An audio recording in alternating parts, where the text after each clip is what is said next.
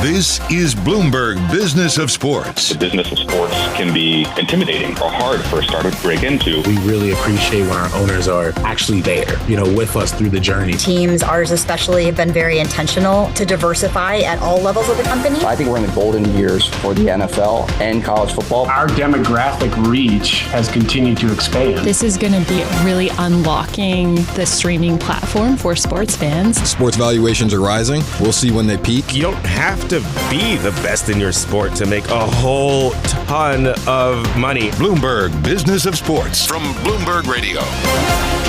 This is the Bloomberg Business of Sports show, where we explore the big money issues in the world of sports. I'm Michael Barr. And I'm Damian Sassower. Scarlet will be back next week. Coming up, we'll hear from Boston Celtics co-owner Steve Pagliuca as his team makes his way through another NBA Finals. We've had an incredible management team led by Wick Grossbeck for 20 years now. Rich Gotham, our president, it started out with Danny Ainge, and now Brad Stevens in the basketball operation, a great coach.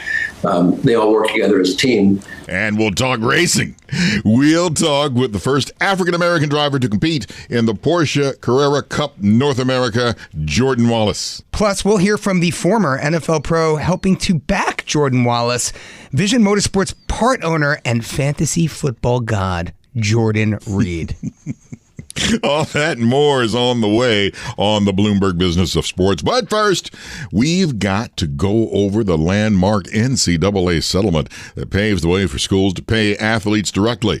Here to help us break it all down, friend of the show, Bloomberg U.S. sports reporter Randall Williams, and Marty Edel, co-chair of Goulston and Storrs sports law practice and adjunct professor at Columbia University. Man, we're so happy to have you, and boy, we've got a lot to talk about. I have 4 letters, NCAA, and landmark antitrust settlements. Can you sort this out for us, sir? So we have here a prospective settlement. It's subject still to Judge Wilkins' approval. She's the judge who's sitting on 3 antitrust cases now, which are being settled, and she has to approve the settlement. In rough terms, what the settlement provides are 3 things. One is to pay student athletes $2.7 to $2.8 billion. That's billion, not million, over the course of 10 years from when the settlement is approved. Second, that this will cover past players going back to 2016 when, as you will recall, there was no NIL dollars for student athletes, and it will cover current players as well as some prospective players. All in all, about 10,000 student athletes. The third aspect is there is a forward-looking piece to this, which that schools will now share revenues with student athletes to the tune of about $20 million per year on a formula which is roughly 22% of the media revenues that the average Power 5 school currently gets. So you have those 3 elements, with the overriding piece here is that colleges and universities will be paying student athletes directly. So, Marty, is this a good deal? I mean, I guess the question is this a good deal, number one? And for number 2, who is it a good deal for, right? Is it a good deal for the NCAA? Is it a good deal for the Power 5? Is it a good deal for the student athletes who are, a part of this settlement? I mean, who's it good for? So, great question. I think it's a really good deal for the student athletes who have been clamoring to be paid and to start being paid for their athletic services. I think it's a good deal for the Power 5 schools who will now be able to spend $1 gazillion in recruiting and paying student athletes so that they can have teams comparable to any NBA or NFL team or WNBA team. I think it's a real moment of reflection for colleges and universities outside the Power 5 as to what they want to make their sports program. They cannot compete with the Power 5 schools. So how are they going to reshape their program so that they can have a vigorous program but perhaps not as vigorous as it has been, and they can avoid some of the pitfalls going forward that the Power 5 will experience, such as whether student athletes will be classified as employees. Other antitrust issues, such as whether there will be a cap and whether a cap will be permissible on revenue sharing at 22%. So those are some of the quick winners and losers. As with many NCAA and college sports issues, nothing has been final ever since NIL a couple years ago. How long do you think this saga between the NCAA, college athletes, antitrust issues continues to go on before there is some stability involved? Probably 5 to 10 years. That's the life of an antitrust case is not short. It's normally a number of years. While this is not quite the same, for instance, as the U.S. against IBM, the U.S. against IBM case was filed in 1969 and settled in 1982. This won't go on 13 years, but it will take a long time, one, to get the approvals that are necessary, second, to implement rules that are fair across the board, and third, for conferences, particularly the smaller conferences, to determine what they want to do in terms of an athletic program for their member schools. Which brings up Colorado, because they pulled a CeeLo and said, forget you, we're still going to keep our claim alive, even though there's been this settlement, likely settlement with the NCAA for the lawsuits. Why do you think Colorado is still moving forward? So a great question. The Fotenot case, which is the one in Colorado, is an antitrust case dealing with the need to share TV rights for the revenue sports, basketball and football. The judge there was not convinced that the House case, one of the cases being settled, would fairly encompass all the issues in the Fotenot case. And as said, right now at least, Fotenot case is going to move forward. That ostensibly, unless it gets rolled into the House case before Judge Wilkins, which is still possible, we need to see more of what the settlement actually encompasses. But if it doesn't, then athletes will have the ability to opt out of this settlement and maybe go into a class with whatever uncertainties exist in the Fotenot case for sharing of TV revenues. So Marty, I mean, look, I am not a lawyer, but and I don't have access to a lot of these documents the way a lot of other people do. But but I do like to pretend. So let me pretend for just a second here, and from what I'm seeing here, it just seems that the NCAA will. What they're doing with this settlement is they're predefining, what share of revenues, students are going to get moving forward, right? And just by them setting that number, isn't that some sort of concerted restraint? Isn't that in and of itself what this is all about? The fact that nobody wants the NCAA to basically create a limit, create a cap on what student athletes can get paid? So I want you in my law firm. I think you hit the nail on the head. So there is a cap here. A cap by its own terms would be an undue restraint of trade. But it may be illusory rather than real. And what do I mean by that? For example, if student athletes are classified as employees, which is the next battle here, and they can, for example, unionize, which if they're in a private university, they can do. Well, then collective bargaining will take care of what that revenue share should be. If you look at the professional sports leagues, revenue share is roughly 50% at each league. That's far above this 22% cap. So maybe the marketplace can resolve that if you have those other pieces falling into place. If not, you may have a lawsuit, an antitrust suit over what this cap is once the cap goes into effect, which probably won't be for at least a year, 2 years, something like that. So it gives the parties a lot of time to try to figure out what their positions are. Marty, one of the last things I want to ask you about is the haves and the have-nots of college sports. There's some schools and conferences that have so much more money than others.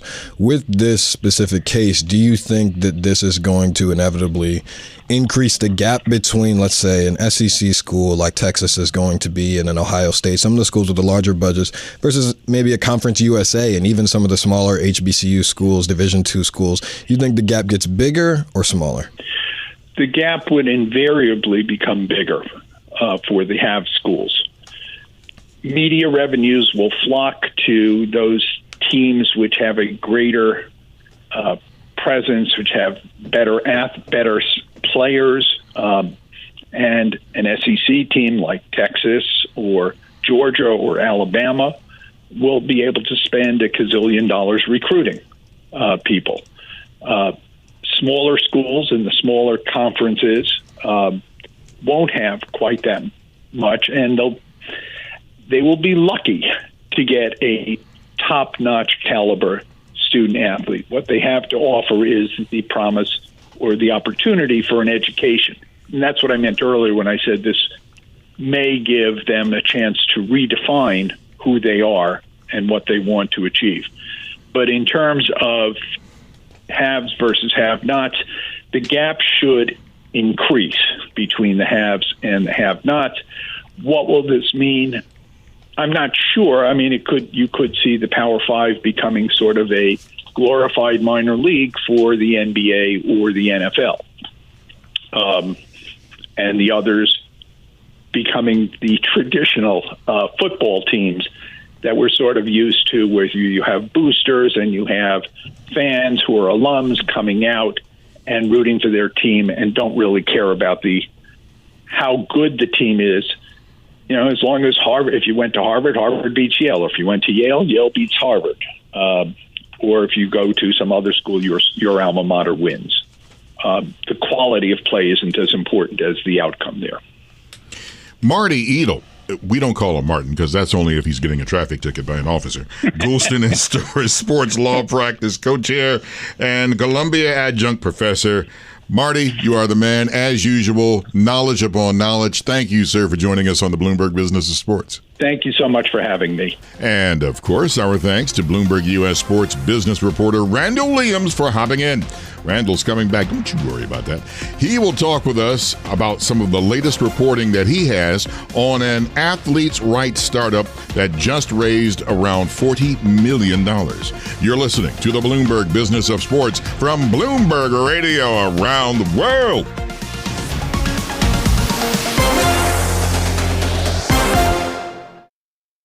Bloomberg Hot Pursuit, a weekly podcast that gives car lovers the inside look they crave. When you get behind the wheel, it's just a beast. With Matt Miller in New York and Hannah Elliott in L.A. It's very Mad Max / Burning Man. Listen to the latest trends, new car releases, and anything else that drives us. Porsche setting altitude records. That's actually a very drivable Lamborghini. Bloomberg Hot Pursuit. Listen on Apple CarPlay and Android Auto with the Bloomberg Business app and anywhere you get your podcasts.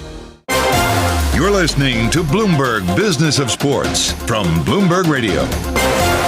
This is the Bloomberg Business of Sports show, but we explore the big money issues in the world of sports. I'm Michael Barr, along with Damian Sassower. Scarlet will be back next week. Winners Alliance, the commercial arm of the Professional Tennis Players Association, just got done raising a not insignificant amount of money, $40 million from big names, including Bill Ackman. And we've got our guy, Bloomberg U.S. Sports business reporter, Randall Williams, here to help explain. I don't care if he's talking about sports or tiddlywinks. He always writes a competitive piece, and we love him for it. And this one that he wrote, and check it out, folks, if you can. The athlete rights startup backed by Ackman, it raises $40 million, Randall. Well, before we go any further, if I could afford to hire you as my professional hype man, I'd definitely would. But yes, the Winners Alliance, which is the commercial arm of the Professional Tennis Players Association, raised $40 million. They're going to be spending it on cricket and track and field.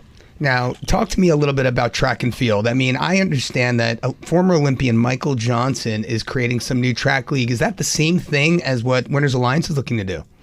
Well, they're partnering together. Okay. And so Michael Johnson is trying to create a track league so that, we care about track more than every 4 years. I mean, I think that, when they have superstars, we only hear about them sometimes in the summertime when they're having their global events and the World Games and things like that. But, the biggest opportunity for a track athlete is going to be for the Olympics. And we saw it with Usain Bolt and Tyson Gay and some of the other figures of the past. But as far as like a professional league that people can watch regularly, it doesn't necessarily exist. And I don't think people have a way of watching that consistently. So Johnson and the Winners Alliance are hoping to create something like that. And by the way, I want to make sure to talk about the main name in this for the Professional Tennis Players Association, co-founded by Novak Djokovic. Yep, he is the co-founder of the Professional Tennis Players Association, which is, the Winners Alliance basically goes out and tries to find deals for them in terms of being able to monetize athlete rights, bring in more money. So you can think of this as like the NFL Players Association has NFL Players Inc. NFL Players Inc. is responsible for the exact same thing that Winners Alliance is on a much bigger scale because obviously it's the NFL. So a lot of the ways that these commercial arms of unions make money is by video games, trading cards, things like that. And so maybe one day we'll get a track video game, a cricket video game, an actual tennis one, similar to how we have Madden, 2K, and so many more. Well, Randall, I mean, tennis and track and field, that really turns me on, but I just want to hear about the NFL. You were in Nashville last week. You were at the owners' meetings. Obviously, they discussed the possibility of private equity getting involved and buying into these teams. I think the number that was initially thrown around was 30%. Now it's 10%. I mean, what's up, what's down? What'd you learn? Sure. It's been a roller coaster over the last couple of months with the NFL and private equity, but yeah, originally we had heard a 30% capacity per club. That has since come down. The 10% number of each private equity firm being able to buy 10% of a club is still the exact same thing that I've heard. But when I was in Nashville, I got there on Monday, I believe it was, and there was a lot of energy and excitement around, hey, this could happen. Then I walked in on Tuesday. The energy had changed. It kind of was on a roller coaster throughout the day, not up and down, but just people's excitement level over it. And when Wednesday came around, they just decided to kick it down the road. There was a little bit more optimism around that, more so than there was in the March League meeting. So I think based on, talking to Clark Hunt, talking to Roger Goodell, that this is going to happen before the end of the year. It's just a matter of when they finalize the framework. So here's the interesting point. A few private equity firms are seeking preliminary approval, or rather, should I say, Roger Goodell and the NFL have to approve certain private equity firms if they indeed, do want to become owners in the NFL. Talk to me about some of these names. I'm looking at them: Ares, Avenue, Carlisle. But I'm thinking about the names that aren't on that list. Blackstone. Well, it's not limited to them. Okay, so there's more that are expected to join that list, yeah. Yeah, they're having preliminary conversations. One of the things that I can say was guaranteed is that though these conversations are happening, none of the ones that the NFL are talking to right now are like, oh, you are going to be 100% if we're talking to you. There's going to be a small number, I would guess between 2 and 4 maybe. Okay. And they'll go from there. But they want to have as wide-ranging as conversations as they can so they don't limit themselves. Maybe some have deals on the table and maybe some don't. Well, that's exactly my point, right? Isn't that almost an unfair advantage? Some of these teams probably didn't know if this was going to get passed, have been dragging their feet, haven't been talking or engaging with private equity, but probably some smart ones out there are very far along in their discussions. And so is that like a fair playing field, I guess? If the NFL just, approves and they turn on the light switch and private equity can come in full bore, I guess, must every team be like at the same point at that point in time? I mean, I'm just curious what your thoughts are. Well, that's one of the reasons that I heard it was kicked down the road was because of the fact that there were some teams who are ready to go that may have pre-existing deals or things that they feel like are going to fit within the framework. And there are other teams who are waiting to see the final framework before they go to market with whatever stakes are out there. So I think, when you're trying to please a party, and there's also a third party of teams as well, where they have no interest in selling at all, but their concern is that if you allow this and there's a flood of things, then, it could be bad. So we'll see. We need a Randall Williams trading card. Randall, you are the man. Thank you, buddy, for talking with us here. Thank you for having me. Speaking of big money investments in sports and private equity, we turn to someone who has made hay in the sports world and has won big. Steve Pagliuca is co-chairman of Bain Capital and co-owner of the Boston Celtics and of Italian Serie A Association Football Club at Atlanta, BC.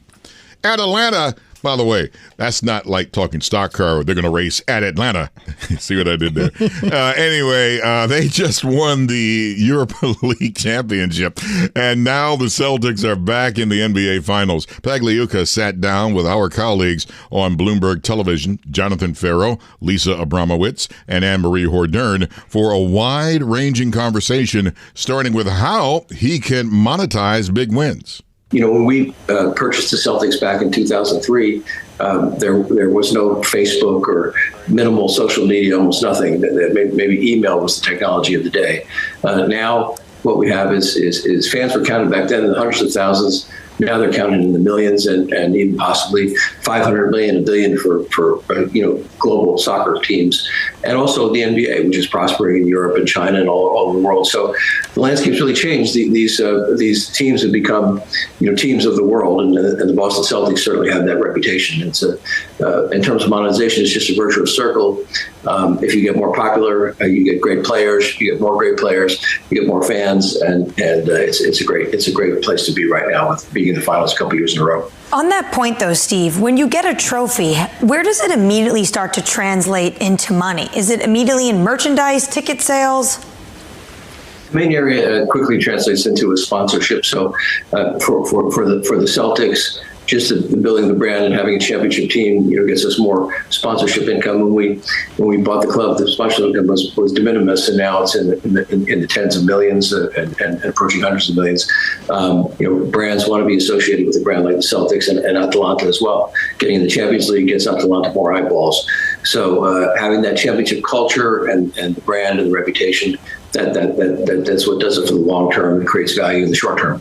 You went through what makes Atalanta so special and how you've really transformed that team. What about the Celtics? They're always winning. Why are they so good?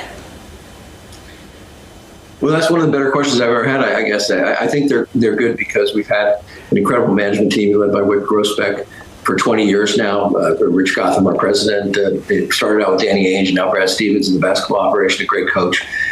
They all work together as a team and have been very smart in player trading and acquisitions. Same story in Atalanta. So it's all about trying to get the top talent on the field and doing, in both organizations, we believe in doing more work and exploring, using statistics, using scouts to see players 20 or 30 or 40 times, following players from when they're 8 years old into high school and college. And so that work ethic and kind of the will to win championships pervades each organization. And we've never been happier with those folks. And that's the great thing to see in both these situations. People were crying on the pitch at Atalanta after that victory. And in Indiana, which is a great basketball town, there was a huge celebration after that victory. And I'm just so happy for those players that worked so hard. It's just really hard to win championships. The NBA has had different champions the last 5 years. Same thing in Europe. It's just hard to get up every night and beat these great teams and overcome injuries. So I'm just pinching myself, and hopefully the dream will continue next week. Steve, it sounded like you are a sabermetrics believer there for a second, so that seems to be part of what's going on. I will just say, right now, you must be on such a high. I probably haven't slept in a couple of weeks. There is this question of what's next in terms of, are you still interested in buying other teams? Is there still value out there? Or do you think that basically things have been bid up to such a degree, given all of the interest, that pretty much the opportunities aren't there anymore? Well, when we bought the Celtics in 2003, the headline was venture capitalists pay record price for a team that was $360 million, and now the values are counted in the $4 billions. So that's been a question asked every single year. I think the fact that this technology has changed, the sports are now global. In the fight for eyeballs between the new media, such as Facebook and Apple and old media, the networks, continues, and everyone wants properties that get eyeballs, and the properties that get eyeballs are sports properties. So I think there's still room to go up. Steve, before we go, we've got to talk about a loss to the basketball world. Bill Walton, we'd love a final word from you on his legacy. I was very close to Bill in the 20-year run we had here, and his son Nate worked for us at the Celtics. And I just texted Bill 2 weeks ago. He sent me his son sent me a nice message about the winning the Europa Cup. He was watching that.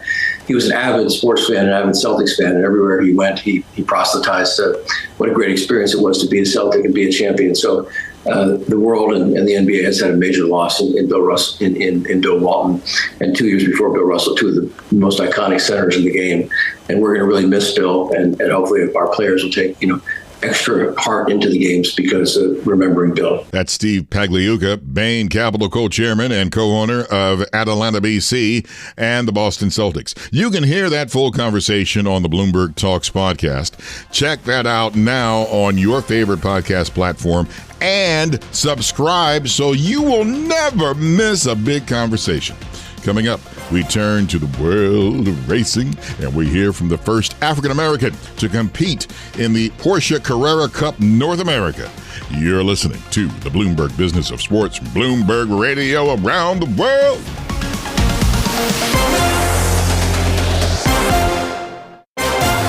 This is Bloomberg Business of Sports from Bloomberg Radio. This is the Bloomberg Business of Sports show, where we explore the big money issues in the world of sports. I'm Michael Barr, along with Damian Sassower. Jordan Wallace is the first African-American to compete in the Porsche Carrera Cup North America, and is doing it with the help of another Jordan, former NFL pro and now partner at Vision Motorsports, Jordan Reed. We sat down with both of them for a conversation on life after the NFL for Jordan Reed, what's next in racing for Jordan Wallace, and big business aspirations for both of them. You guys are together in a cannabis business and professional racing outlined here. Can you tell us what you guys are going to do and what's it all about? I was fortunate enough to meet Jordan Wallace last year. Found out about his amazing career, the kind of guy he is, and what he plans on doing in the future. I was compelled to help out in any way I could. So I helped start Vision Motorsports as our racing team, and it's been a blast so far. And I've learned a ton about the racing world, and Jordan's doing great for us, and it's an honor to be working alongside him. Jordan Reed, I would love to ask you about your life after football, about your investments in Dunkin' Donuts chains in the South, about your investments across the cannabis industry. But before I do that, you have to take me back to December 26, 2015, 9 for 129 and 2 touchdowns. You, my friend, are a fantasy god. A fantasy god. You led my team to my first ever fantasy championship. You had Kirk Cousins passing to you. I mean, what a huge day. Talk to us a little bit about Kirk Cousins in Atlanta. I mean, the Falcons drafted Penix. What are your thoughts there about your old QB? Jordan, he's been bragging about this all day long, man. Hey, I appreciate you picking me up, man. I'm glad I could score some points for you back then. But Kurt is the man. He's I think one of the highest paid QBs over the last 5 or 7 years or so, and he's well deserved, man. He's consistent.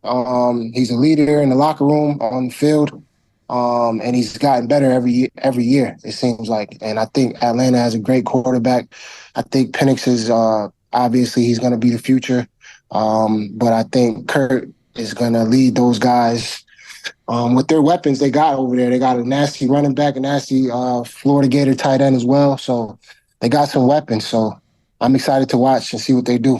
All right, enough football talk here, Jordan. I mean, talk to us a little bit about, some of your business endeavors outside of the game. I mentioned the Dunkin' Donuts chain. I mentioned cannabis, and now racing. I mean, talk to us a little bit about, your penchant for business, what you're doing in your afterlife here. Yeah, man. For me, it was always understanding that, football wasn't going to last forever. NFL stands for not for long. So, coming up, I just took it upon myself to learn about business. You hear all the horror stories about guys going broke after football and things like that. So I got a family to take care of, and I don't want that to be me. So I took the initiative to start investing early on. I bought into about 18 Dunkin' Donuts. At the time, it was only 12. We built out several more after that. We have territory to build out 25. So that's doing really well. I invested in cannabis early on in Colorado in 2017. I had a successful exit there. I made some money on the sale of my assets out there in Colorado. I made some good money off that sale. And, now I'm invested in working alongside Jordan Wallace and Vision Motorsports. And I'm very excited about the growth potential that Porsche Carrera Cup North America has. And just being alongside such great people like Jordan and Will Simpkins. See, this is why I love interviews like this, because we married NFL and racing, two of my major food groups together. And Jordan Wallace, congratulations, by the way. You made history as the first African-American to win a Porsche Sprint Challenge race, and you took a pair of wins at the Indianapolis Motor Speedway. First of all, congratulations for that.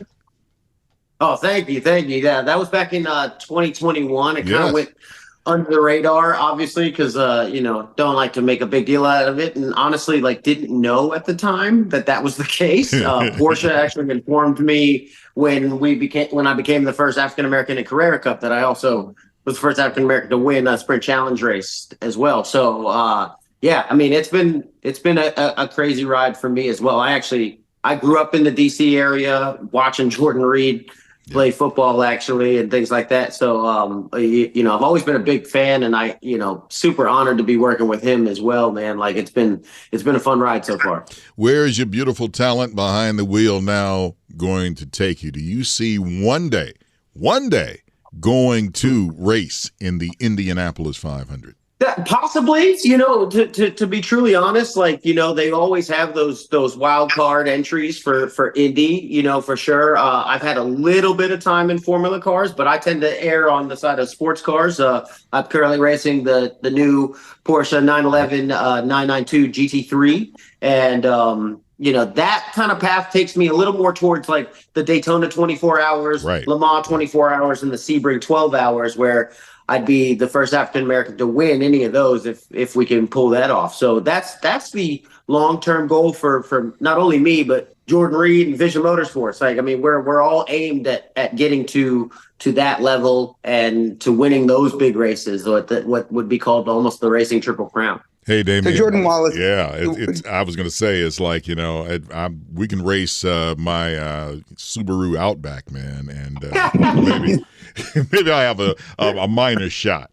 So Jordan Wallace, I have to ask you this. We know all about Jordan Reed. We know how he got to the game. We know about his time playing for Urban Meyer and the Florida Gators. But what I'm curious about is how do you break into race car driving? How did you start in the sport? How did you elevate your game? How did you arrive here at this point? That's a great question. So I grew up in Prince George's County, Maryland, right down the road from FedEx Field. So that is not a racing hub, right? Even though Joe Gibbs owns NASCAR team and all that kind of stuff, Maryland and that area is not necessarily a racing hub. So I had to really seek out things like go-karts and racing schools and things like that to hone my skills and build myself up. I did that right after high school. And that kind of led me to getting to a point where I ran out of money because racing's the most expensive sport on the planet. It takes a ton of sponsorship and finance to get going. My dad's a Prince George's County police officer. My mom's a teacher. That was not going to be the way we got there. So I actually took jobs as a mechanic, an instructor, all types of things. I just made sure that I was working in the industry. That moved me all over the country. I always say I moved all over the country chasing racing. That I ended up meeting my first sponsors. They were students of mine at a rally school I was working at in Texas. And they were like, Jordan, when can we come watch you race? And I was like, I'm way too poor for that, guys. I'm and they're like, you're so good at this. How are you not racing? They didn't understand the way the financing and things like that worked. Just so happens they're a family that was in commercial real estate and oil, and this was something they could dabble in. And next thing I know, we were racing Porsches, and then halfway into the season, we swept the weekend at Indianapolis, and we podiumed pretty much every race after that. And the last 2 years, I've been in Europe racing exclusively. I raced a series called DTM Trophy, and then also a series called SRO GT4 Europe, or GT World Challenge. Both are some of the most elite sports car racing series on the planet. And I did that to sharpen myself. I got a late start. I didn't have a family of racing growing up, so I knew I needed to get up to speed quickly. So I put myself in the wolf's den, and it definitely has panned out. We're now the first African-American and African-American owned team in Porsche Carrera Cup. And we just got our first podium at F1 Miami this past weekend on Saturday. So we finished P2 in class, only 0.3 off the leader. So we're showing really, really, really good pace. See, I knew it. I knew about you, well before we did this interview, and it was like, it's like, which, by the way, I got to get YouTube TV because I can get a lot of the races on there too. Yes. I'm yes. Okay. I did my plug. I'm sorry. YouTube, there we go. And actually, our races are on Peacock as well. Yes. Yes. So you can catch them on there as well. But we are actually, they're all the same 911. So it's a driver series. It's very competitive. It's very close racing. And we actually get to be the support series for not only IMSA, which is the top level sports car racing series in America, but all three of the 5 F1 weekends in North America, we are a support series for. So we race on the same weekends as F1. I was there with Lewis Hamilton and with Max Verstappen, all those guys. Same track, same days, everything. It was really, really, really special experience. I'm going to go back to Jordan Reed, and this involves both Jordans, but I'm going to start with Jordan Reed here about your latest endeavor about the cannabis business. Can you take us more through that and what that's all about? Early on, I was a big believer in cannabis medicinally as an alternative to opioids. Football players, obviously, we deal with. It's a 99% chance that you're going to get injured playing football. So finding alternative ways to cope with pain, manage pain was something that was very important to me. And I actually used cannabis during my playing days to help me after games just be able to take some of the edge off the pain without having to take, heavy duty opioids. I've seen guys get hooked on opioids and ruin their lives. Cannabis has a lot less severe side effects than opioids. So I used cannabis during my playing days. I saw the growth that was to become, was to be had in that industry. And I invested in Colorado. I owned a dispensary, a grow, a lab. And it did well for about 7 years. And I was able to have a successful exit there. And sold all my assets in 2021. It was a good learning experience. Made some money, and I invested in something that I truly believed in. So Jordan, let me ask you this. You played for the Washington Commanders when they were the Redskins. You played during the Dan Snyder era. I'm curious to hear your thoughts now that the Commanders have been sold to Josh Harris. What are your thoughts on the direction of the team, of the franchise? And while you're at it, maybe you could tell us a little bit about your thoughts on the greatest roast of all time for Tom Brady. Yeah, man. So far, it looks like the ownership and, organization are making some great choices. They hired Dan Quinn. He was my defensive coordinator at University of Florida during my time there. And he was one of the best coaches I ever played for. A true players coach. Great energy, great leader. And we also had the #1 defense in the country while he was there. So he's going to bring, a level of coaching to the Commanders that, I think we were lacking last year and in the years before. I'm very excited about that hire. And I'm also very excited about Jaden Daniels being drafted #2 overall to the Commanders as well. So they're making some great choices. I think the franchise has more positive energy surrounding it. Now that Dan Snyder is gone, I can say that Dan Snyder treated me well. I can't talk about him too bad. He definitely changed my life financially and gave me a lot of opportunities. But I think the organization is going in a really, really positive direction right now, and I'm very excited for the future. And what about the roast? Did you catch the Tom Brady roast? Any thoughts there? Just curious. I didn't catch it, man. I caught little glimpses of it. I got my hands full with 3 little girls nowadays, man. So I don't really get a chance to watch a bunch of TV. Jordan Wallace, before I know we are running out of time and we got to wrap this up, but I want your thoughts, by the way, coming up because, and I mentioned the Indy 500, and we're coming up now on the greatest spectacle in racing. I always get excited about this year. I have people. Don't get me wrong. Now, Jordan Reed, don't get me wrong.